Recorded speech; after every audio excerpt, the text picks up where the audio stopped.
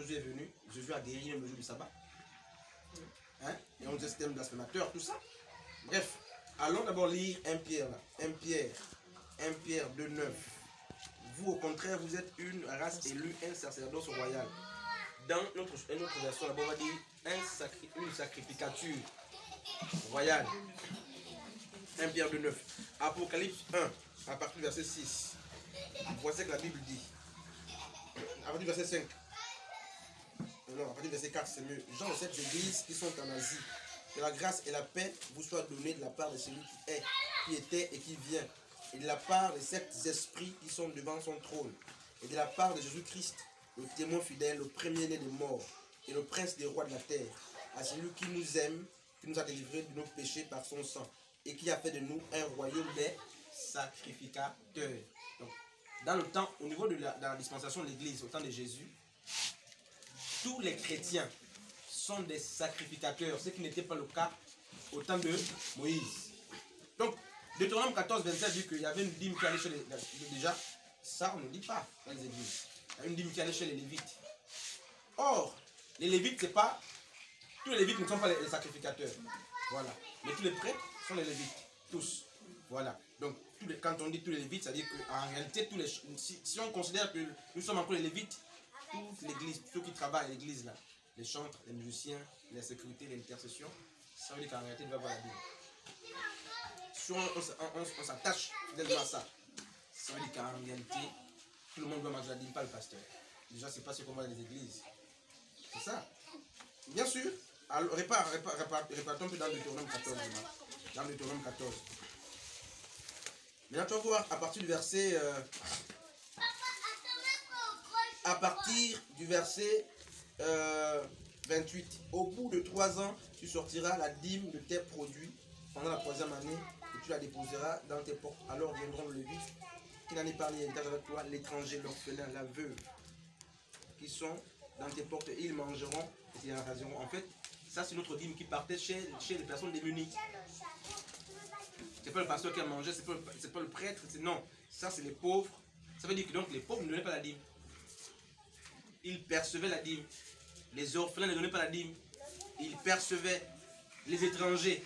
C'était comme l'aide sociale. Donc on ne pouvait pas demander la dîme à un orphelin à cause de sa condition. À une veuve, on ne pouvait pas demander. Par contre, la dîme servait aussi à nourrir ces personnes-là. Tu vois un peu. Et allons par exemple lire Nombre 18. Nombre, lis là-bas chez toi. Nombre 18 à partir du verset 20. Nombre 18 à partir du verset 20. On va continuer le texte là.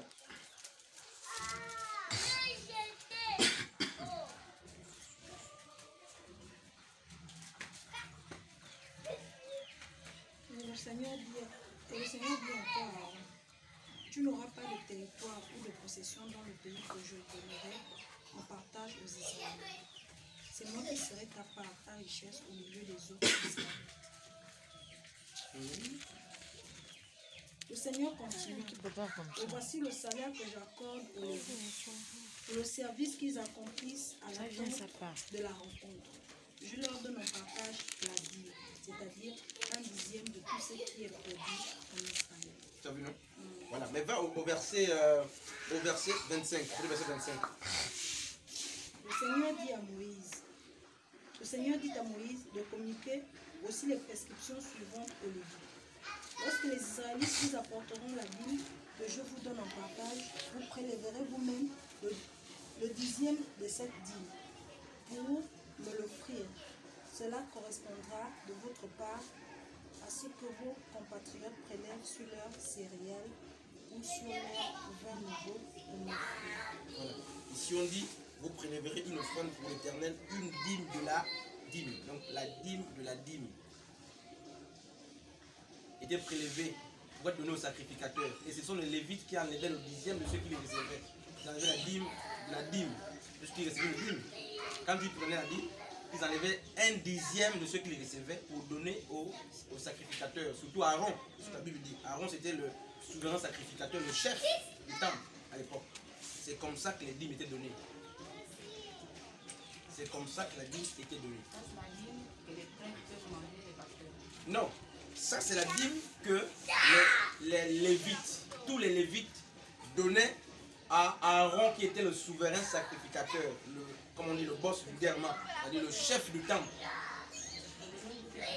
de nos jours. Hébreu, on m'a dit Hébreu. Hébreu 7. Hébreu 7. Il y en a qui déjà, est-ce que dans la dispensation de l'église, est-ce qu'on parle encore des temples même? Anne. Lis là-bas chez toi. Anne, lis chez toi. Prends la Bible là, vous lis.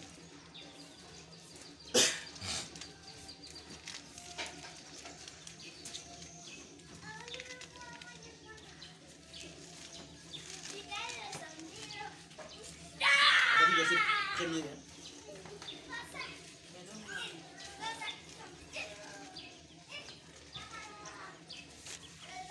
Non, la personne qui a pas pris, Hébreu chapitre 7 à partir du verset premier. Verset premier dit, ce Melchisedec était roi de Salem, sacrificateur. C'est quel Melchisedec? C'est le Melchisedec de Genèse 14. Qu'Abraham avait vu et à qui Abraham avait donné le butin, la dîme du butin de la guerre. C'est ce Melchisedec là, oui. À la rencontre d'Abraham, qui revenait de la défaite des rois, et il le bénit. C'est à lui qu'Abraham donna la dîme de tout, et en interprétant son nom, il est tout d'abord roi de justice. Puis aussi roi de Salem, c'est-à-dire roi de paix. Il est sans père, sans mère, sans généalogie. Il n'a ni commencement de jour, ni fin de vie. Est rendu semblable au Fils de Dieu. Il demeure sacrificateur à perpétuité.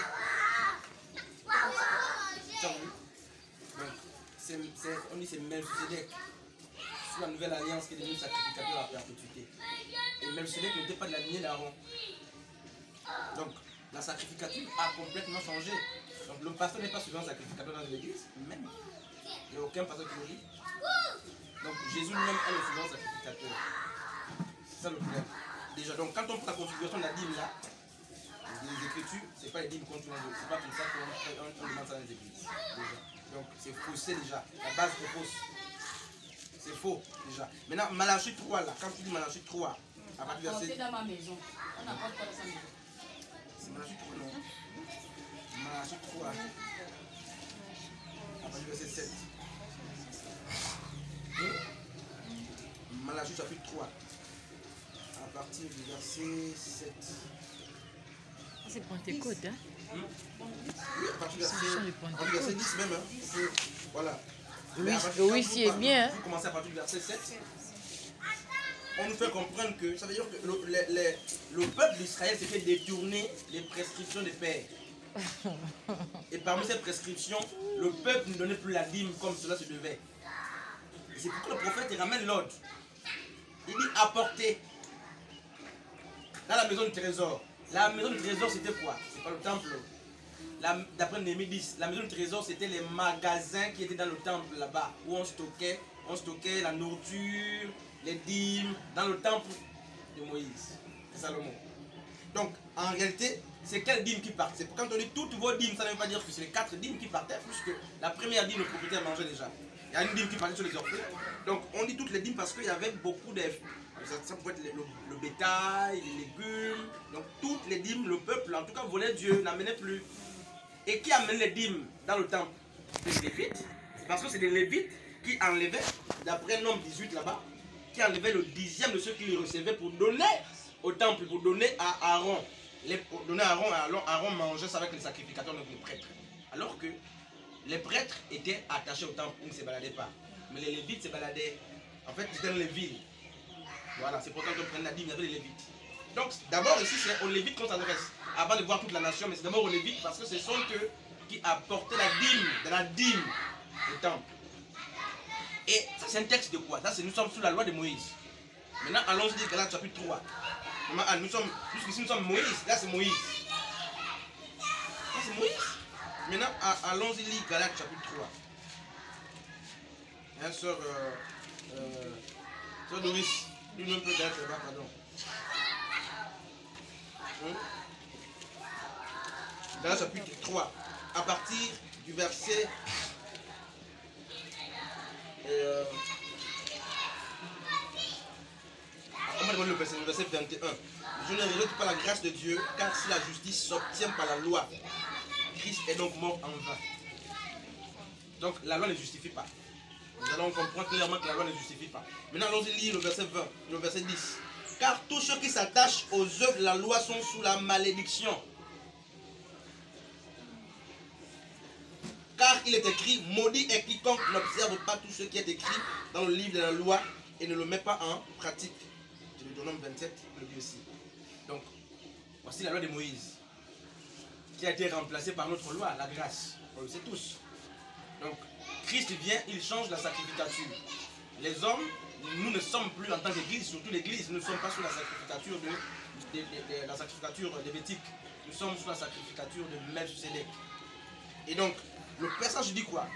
Le passage dit que ceux qui s'attachent à la mesure de la loi de Moïse, en fait, ça. Parce que quand on pense à la loi de Moïse, on a la confusion. C'est même quoi la loi de Moïse? La loi de Moïse avait 3 compartiments. La loi cérémonielle, donc, quand on lit par exemple Lévitique 7, donc la loi relative au culte, comment le culte se faisait, les sacrifices, les agneaux, tout ça. Donc il y avait cette loi-là.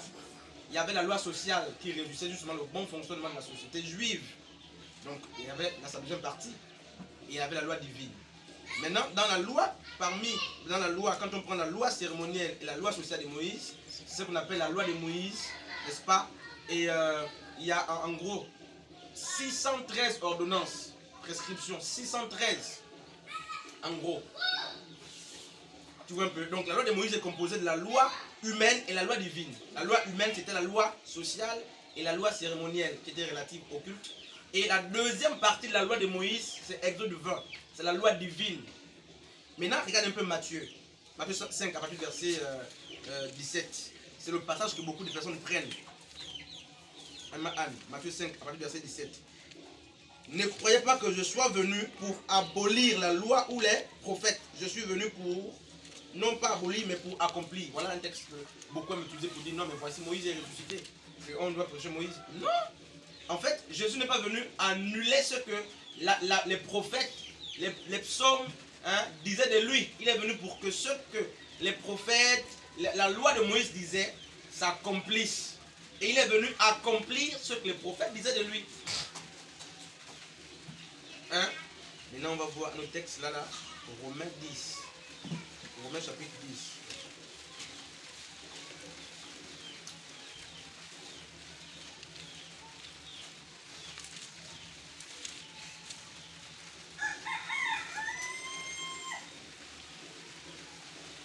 Romains 10 à partir du verset 4.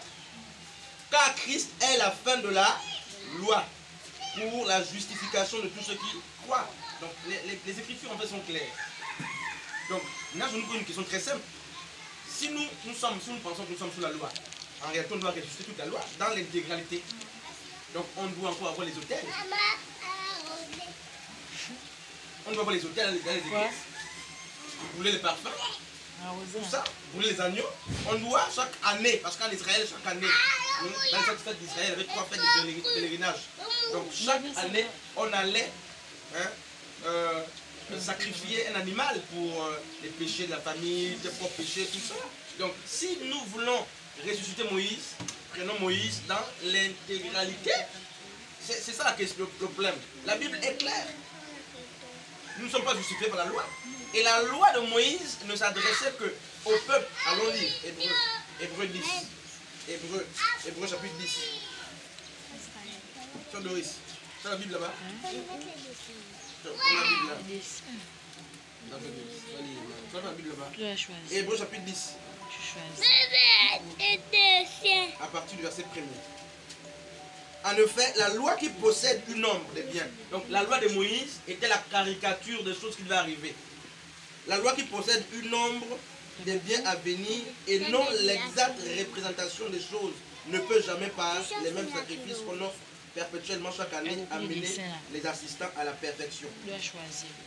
Autrement, n'aurait-on pas cessé de les offrir parce que ceux qui rendent ce culte, étant une fois purifiés, n'auraient plus aucune conscience de leurs péchés.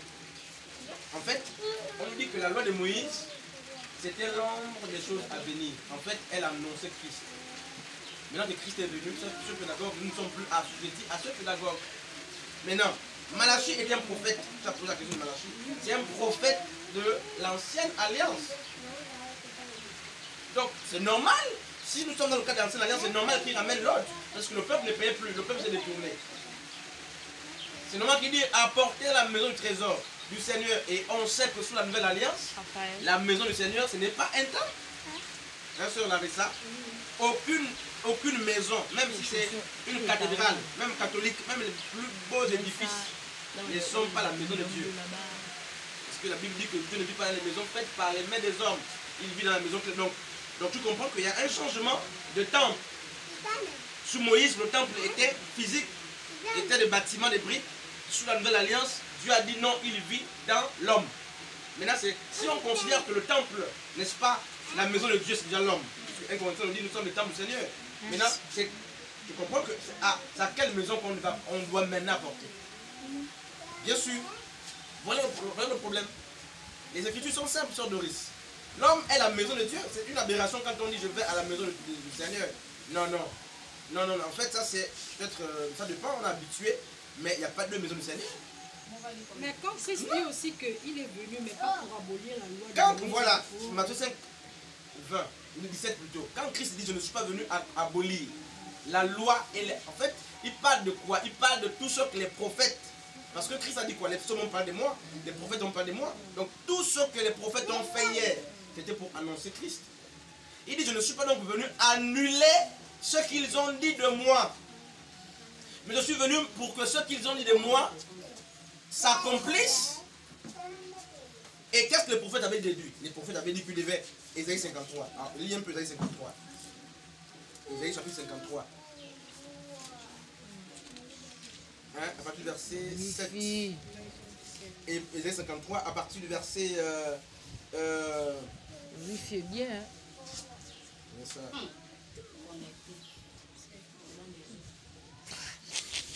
Voilà, par contre, à partir du verset 5, prends un peu là. 5. Pourtant, il était blessé. Non, 2. Non, premier. Oui, 53 à partir du verset 1er. Ça, c'est Ésaïe. Ésaïe fait partie des grands prophètes qui ont même annoncé Jésus. Dans Jean, dans Ésaïe chapitre 3, 9. Attends, Ésaïe 9, non? Non, Ésaïe 9. Ou bien tu parles de la seule. Je parle seul.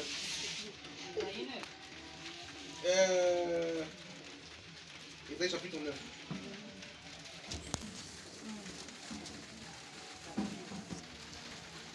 C'est quel passage qui annonce Jésus comme étant le Père éternel? C'est quel passage? Sœur Davina, sœur Darlise, sœur... Ça fume même. Vas-y, tu le vampire, que ça pue. On n'est pas à vous. Elle peut la fuir, la serrage.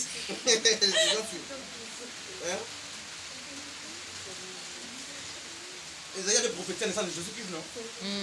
Car un fils vous est né. Un sauveur, un sauveur, un truc comme ça. Un sauveur vous est donné. Et on la rédemption. On posera sur ses épaules, on appellera. Et on appellera Emmanuel, Prince de paix.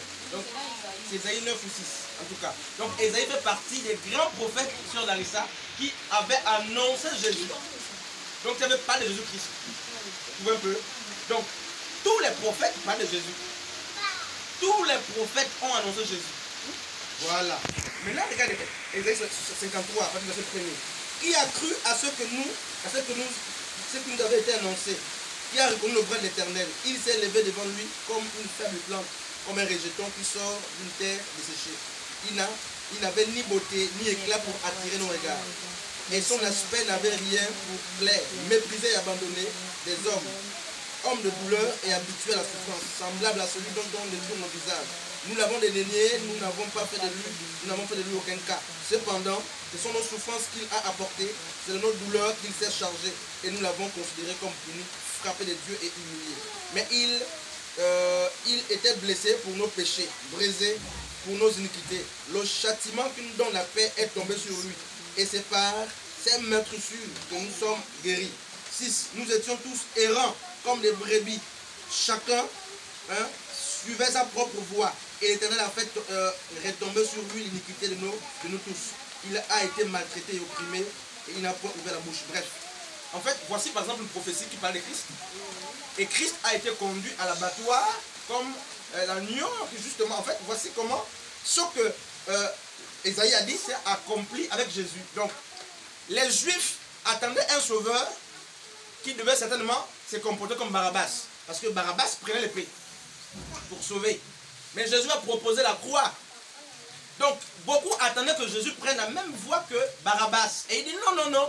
Ne pensez pas que je sois venu pour annuler ce que les prophètes ont dit de moi. Qu'est-ce que les prophètes ont dit? Les prophètes ont dit qu'il devait souffrir, qu'il devait être cloué et qu'il devait ressusciter au troisième jour. Voici le résumé. Donc quand il dit qu'il n'est pas venu abolir la loi, mais il est venu l'accomplir, c'est dans ce sens. C'est dans ce sens. C'est ça le problème. Donc quand Malachie parle, il a raison de parler. Jusqu'au temps de Malachie, nous ne sommes pas sous la grâce. Emma Anne. Oui, man. En fait, si nous sommes rigoureux sur les enseignements, si nous sommes véridiques, la Bible ne peut me plus être payée. En fait, regardez, non, je ne dis pas que quelqu'un pêche. En fait, je laisse chacun face à sa responsabilité. Mais la Bible est claire dans Galates chapitre 3, verset 10. On dit que si tu veux respecter la loi, respecte toute la loi. Sinon tu pêches. Quand Dieu les appelle à le servir, il travaillait, il faisait machin, mais quand Dieu le veut en plein temps, il laisse le travail machin, mais là c'est lui de quoi.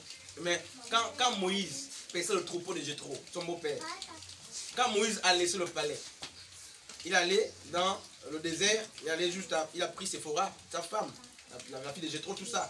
Quand Dieu, après, ça 80 ans que Dieu, parce que Moïse est parti de l'Égypte avec 40 ans, il a fait 40 ans de formatage, donc Dieu a une toute éducation là. À 40 ans, à 80 ans, Dieu dit repart en Égypte. Il a laissé le travail, non? Il s'est divorcé de quoi? De la manne. La manne, c'est l'image, c'est la symbolique de la provision. Donc, un homme de Dieu qui travaillait et qui dit que Dieu m'a convaincu d'être en plein temps ne peut pas prendre le peuple comme des vaches. Il ne peut pas venir dire voici, vous êtes bien habillés, je ne suis pas bien habillé. Ça, c'est un mauvais message. Il ne peut pas dire vos conjoncteurs sont pleins, je suis pour vous. Ce n'est pas le peuple qui t'a employé. Donc, si c'est Dieu qui t'a réellement convaincu, en réalité, la providence va tomber. Les dons gratuits, les frères vont penser à toi. Dieu va passer par les frères pour te bénir. Il y a des missionnaires qui vivent aujourd'hui, qui ne commandent pas, mais qui vivent très bien. Parce que vraiment, ils ont reçu l'appel et Dieu a certainement convaincu de les laisser au travail. Paul faisait les toits, non? Les charpentes, non? Paul, apôtre. C'était un apôtre, un grand apôtre. Pourquoi on n'a pas laissé les charpentes? Il ne Corinthiens, je ne suis pas sous votre charge. Voilà. Donc, voici le problème. Donc, c'est ça le problème. Si un homme de Dieu dit que c'est Dieu qui l'a laissé, ok, on ne peut pas s'opposer à ça. Mais qu'il compte sur la providence. Ce n'est pas la dîme, le salaire de l'homme de Dieu. Non, non, non. Est-ce que tu sais que Jésus n'avait pas de maison, Anne? Hein? La Bible le dit, non? Il n'avait ni tanière, ni nid. Le Fils de l'homme n'avait, voilà, posé la tête. Donc, Jésus n'avait pas construit une maison. Donc, il était évangéliste, il était un grand apôtre, un grand prophète, tout ça. Mais il vivait comment?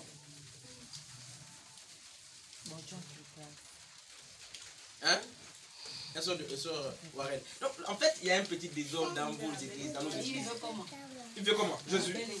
Mais Jésus c'était un charpentier, non? Bien sûr, certainement l'argent de charpente, le nourrissait. Les frères. Moi, je m'appelle Mahan.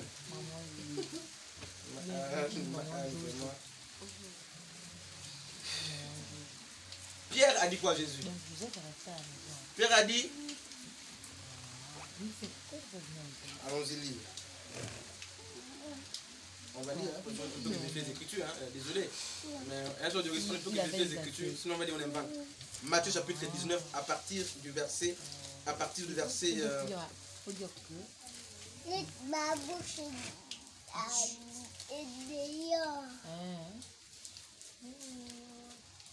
17, 27. C'est ce que tu as dit aussi. On va lire, tu vas comprendre pourquoi beaucoup d'hommes de Dieu posent la question de Matthieu 19, Matthieu verset 27. Pierre prenant alors la parole lui dit, voici nous avons tout quitté et nous t'avons suivi. Quand sera-t-il pour nous? La question que chacun se pose, Seigneur, je vais laisser mes maris, je vais laisser mes femmes, je vais laisser mon père, mon travail pour certains. Maintenant tu nous dis quoi? On mange comment?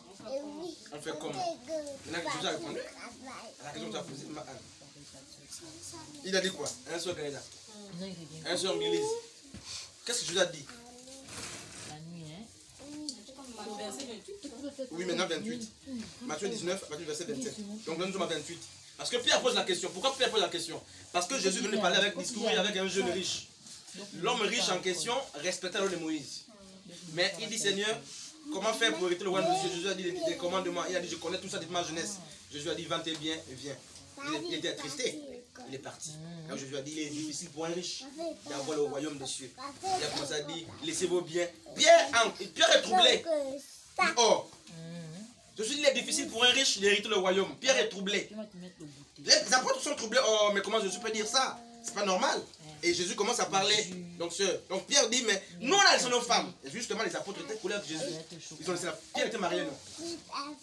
Pierre était marié quand Jésus est rentré dans la maison de Pierre, il a imposé la main à la belle-mère de Pierre, c'est écrit. Quand on dit belle-mère, ça veut dire que la femme peut-être pas. Voilà, mais la femme de Pierre n'était pas pasteur. La femme de Pierre n'était pas apôtresse ou prophétesse ou évangéliste. Donc, voilà. Donc, qu'est-ce que Jésus dit? Pierre dit, mais nous on a laissé tout là. Tu nous promets quoi? On mange quoi? Un sort de warel. Mais qu'est-ce que Jésus dit à partir du verset 28? Jésus leur répondit, en vérité, je vous le dis, quand le Fils de l'homme, au renouvellement de toutes choses, sera assis sur son trône de gloire, vous de même qui m'avez suivi, vous serez assis sur 12 trônes et vous jugerez les 12 trônes, c'est pas pour l'église. Les 12 trônes sont réservés aux 12 apôtres qui ont suivi Jésus. Ce sont ceux qui vont juger Israël. D'abord, voici le premier héritage pour ceux qui ont quitté tout pour Jésus. Ça, c'est le contexte. Bien sûr, ça c'est au ciel. Maintenant sur terre, continue, parce qu'il y avait qu'on est sur terre. Et quiconque aura quitté à cause de mon nom. À cause de mon nom. Il faut qu'on quitte aussi. Attends ma soeur s'il te plaît. Il faut qu'on quitte aussi à cause du nom. Si ce n'est pas Dieu qui t'a convaincu, c'est toi c'est la chair. Il faut vraiment que ce soit à cause du nom de Christ. Maintenant, qu'est-ce que Jésus dit? Maison, frère, soeur, père, mère, femme. Non, recommence s'il te plaît, 29. Quiconque aura quitté à cause de mon nom, maison, frère, soeur, père, mère, femme, enfant, ou terre recevra beaucoup plus et héritera la vie éternelle. Bon, maintenant on a compris. Donc, en fait, avant la vie éternelle, on dit beaucoup plus. Il a dit beaucoup plus, donc c'est qu'il dit beaucoup de maisons, beaucoup de mères. C'est qu'il est impossible pour un homme d'avoir beaucoup de mères. C'est ça déjà, non? Mais nous sommes dans le cas spirituel. Il dit, si tu as laissé ta maison, tu auras beaucoup de maisons. Tu as laissé tes frères, tu auras beaucoup de frères. Tu as laissé tes parents, tu auras beaucoup de parents. Tu as laissé ta mère, tu auras beaucoup de mères. Tu as laissé ton père, tu auras beaucoup de pères. Tu as laissé ton travail, tu auras beaucoup d'emplois. Sur cette terre. Et vous aurez, n'est-ce pas, vous allez hériter la vie éternelle. Donc sur cette terre, on aura en fait beaucoup de maisons. Mais ça ne veut pas dire que c'est les maisons que l'église nous construit, qu'on construit avec la même église.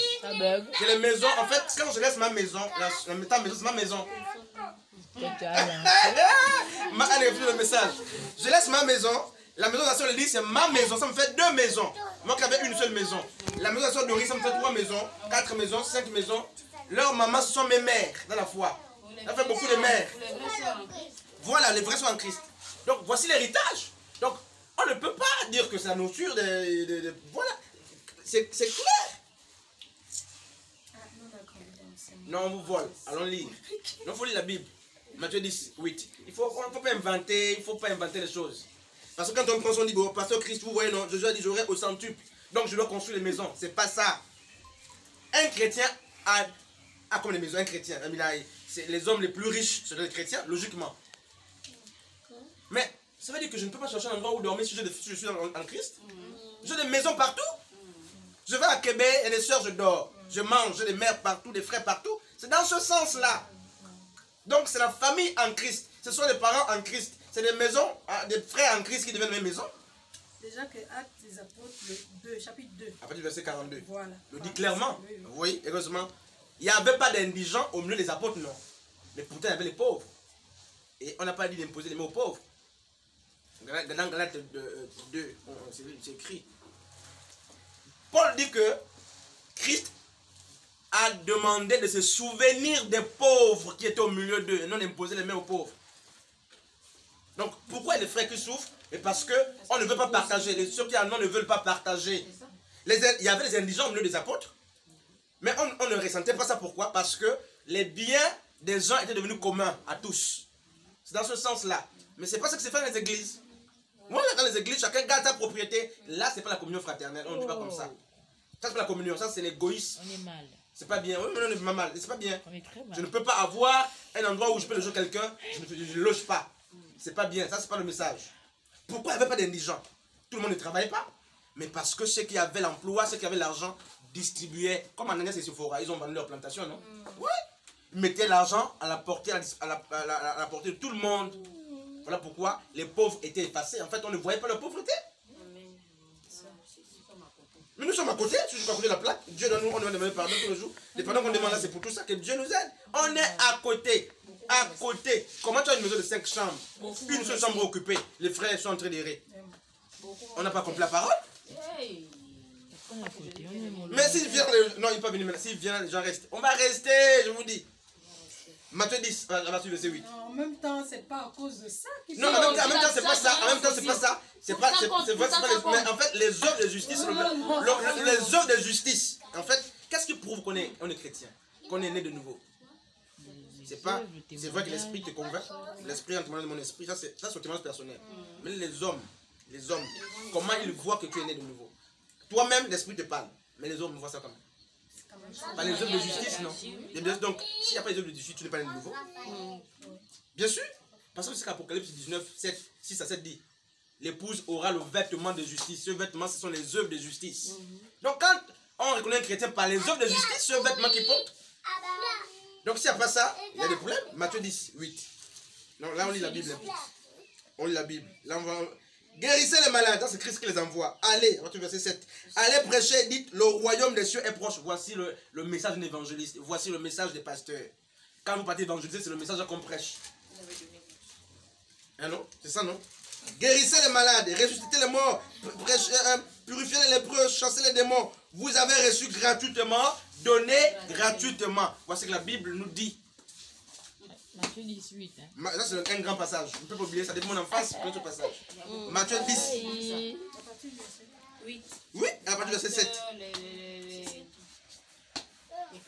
Écoutez un peu ce qu'ils disent. Écoutez un peu ce que le maître dit. Il dit au verset 9, ne prenez ni or, ni argent, ni monnaie dans vos ceintures. C'est-à-dire que quand vous partez en mission là, ne prenez pas vos biens avec vous. Pourquoi? Parce que devant là-bas, vous aurez notre bien. Les frères vont vous accueillir, ils vous donneront à manger, à boire, ils vont vous loger. C'est ça le message. Ni sac de voyage, ni deux tuniques, ni souliers, ni bâton, car l'ouvrier mérite sa nourriture. Voilà, c'est dans ce sens-là. Maintenant, vous avez pris ça pour demander la nourriture, forcer la nourriture aux gens. C'est dans le sens de l'évangélisation. Tu es un ouvrier, c'est normal que le frère que tu as évangélisé là te loge. Tu es parti au village là-bas, il n'y a personne là-bas. C'est les chrétiens qui sont convertis. Ils vont te dire, viens manger. Voici le salaire. C'est pas chaque fin de mois, c'est ça son salaire. C'est ça le salaire. Hop, le pasteur Christ est en France, c'est la soeur Doris. Et quand je reviens, la soeur Doris m'a peut-être donné une tondeuse. Ça, c'est dans le cadre de mon salaire. Mais c'est pas que ça, c'est les dons gratuits à cause de l'évangile. Mais c'est pas que vous allez venir sur l'extérieur pour dire, je mérite. Parce qu'ils ont pris Galates chapitre 6, verset 6. Celui qui prêche l'évangile, faites part de tous vos biens. Mal compris. Pasteur Christ, aujourd'hui aussi, beaucoup de chrétiens n'ont pas compris. Si les pasteurs demandent aussi, c'est parce que beaucoup ne veulent plus donner. Les chrétiens sont devenus avares aujourd'hui. On ne sait plus bénir un homme. Mais tu laisses. Donc du coup, on est obligé de demander en même temps. C'est pas faux. En fait, non. C'est parce que c'est pas faux ce que tu dis. Parce que le peuple est mauvais aussi. Mais en fait, le peuple devient incrédule, comme elle dit. Mais moi, homme de Dieu, jamais. Que Dieu me préserve. Que Dieu me préserve. Mais moi, je ne me vois pas monter sur une estrade, prêcher la nourriture aux gens. Non, ça vraiment. Sauf si maintenant je suis vraiment mince ou mec. Pour la fin où j'ai fait 10 jours, je peux venir falsifier le message. C'est honteux. C'est une honte. En réalité, un vrai peuple, sauf si c'est le Chanel, tout ça, un vrai peuple sait que les frères partagent l'évangile avec nous. Sinon, rien. On prend soin des frères. En fait, c'est naturel. Ça doit être naturel. Maintenant, venez sur l'extrait, venez voir. Moi, j'ai vu les pasteurs comme ça. Vous êtes bien habillés. Regardez ma chaussure. J'ai vu ça en plein culte. Venez voir mon congélateur, je n'ai rien. Ça, c'est la honte. Ça, c'est pas l'évangile. Parce que ton rémunérateur, c'est qui? C'est Dieu, c'est pas le peuple. C'est le Dieu qui t'a employé. Demande-lui à manger. J'ai vu ça. Donc, voici le message. Là, c'est la Bible. Donc, je vous pose une question très simple. Puisque la loi de Moïse avait 613 ordonnances. Mais là, vous avez regardé la dîme. Pourquoi? Les autres sont. Non, vous me répondez simplement, puis on finit le débat. Les autres ordonnances, là, sont où? Vous avez mis ça où? On pense qu'il vous plaît. Pourquoi vous voulez choisir dans ça ce qui est bon? Qui est bon. L'avantage, Doris, les autres 613. Donc on a laissé 612 là-bas. On a jeté à la poubelle, par exemple. On a dit ce qui nous arrange, même l'action de grâce. L'action de grâce, c'est quoi? On a mal compris, on a avancé sur ça. Donc on a pris là, nous sommes en fin d'année, non? On a donné l'action de grâce aux gens. Ou faux? Mais est-ce que c'est biblique? Est-ce que c'est comme ça? Est-ce que c'est comme ça? Est-ce que c'est comme ça? Chaque année, tu as trouvé un travail, action de grâce. Tu t'es marié, action de grâce. Tu as une nouvelle chaussure, action de grâce. La pluie n'est pas, ton toit n'est pas percé, action de grâce. Tu as payé diplôme, tu viens donner l'action de grâce à l'église. C'est pas comme ça, l'action de grâce, c'est pas comme ça la Bible. Premier salaire, action de grâce. Et après, il y a un petit truc, on a dilué la parole. Pourquoi? C'est qui dit la parole, c'est ceux qui profitent d'elle. C'est-à-dire que ceux qui se servent de la parole pour avoir des positions particulières. Mais moi, même si les gens ne sont pas d'accord, je ne demande pas la parole, je ne demande pas la des gens. La Bible des gens plutôt. Donc je vous dis ça crûment comme ça passe. Nous là qui sommes venus derrière là, c'est à 30 même. Regarde, ça te constipe pour... Ça passe, je n'ai rien à dire. Donc, pour répondre à la soeur Larissa, pourquoi on dit que la dîme? Non, mais parce que la dîme faisait partie des 613 ordonnances. Vous avez de Moïse.